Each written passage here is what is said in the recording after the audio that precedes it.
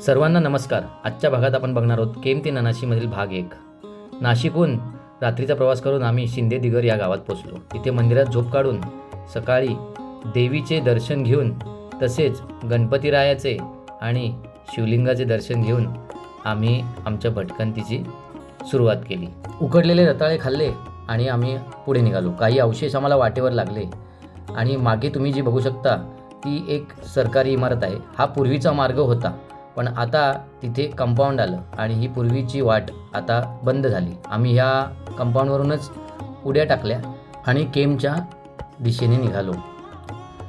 सकाळचे वातावरण आल्हाददायक होते. काही समूहचित्रे आम्ही काढली. पाठीमागे सह्याद्री एकदम छान दिसत होती. या सह्याद्रीवरून काही वाटा खाली उतरतात कोकणात. पुढे आम्हाला एक आजी भेटल्या. त्या दर रविवारी देवीला पूजा करायला जातात आणि तिथेच 5 वाजेपर्यंत बसतात. त्या देवीची पूजा करत होते तेव्हा आम्ही त्यांचे छान हसतमुख चित्र टेपले आणि पुढे वरतून आम्हाला कोकणातील गावे छान दिसत होती. छान वातावरण होते इथे. पुढे माळावर येऊन आम्ही शिव मंदिरात गेलो.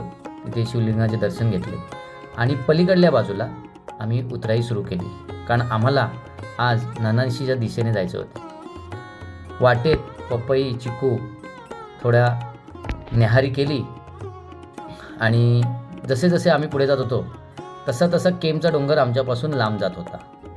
सदर वाट जी तुम्ही बघताय ती डांगराळे गाव व गोकुळगाव यांना जोडणारी पूर्वीची घाटवाट होती, पण आता तिथे कच्चा रस्ता बनला आहे. 2026 सालीच याचं काम चालू झालं आणि अंदाजे काही वर्षात इथे टार रस्ता बनेल.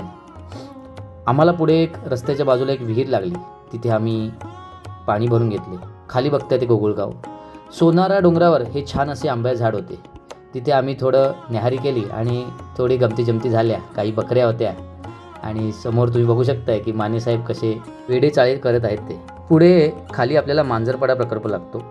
तिथे मस्त सगळ्यांनी आंघोळ केली.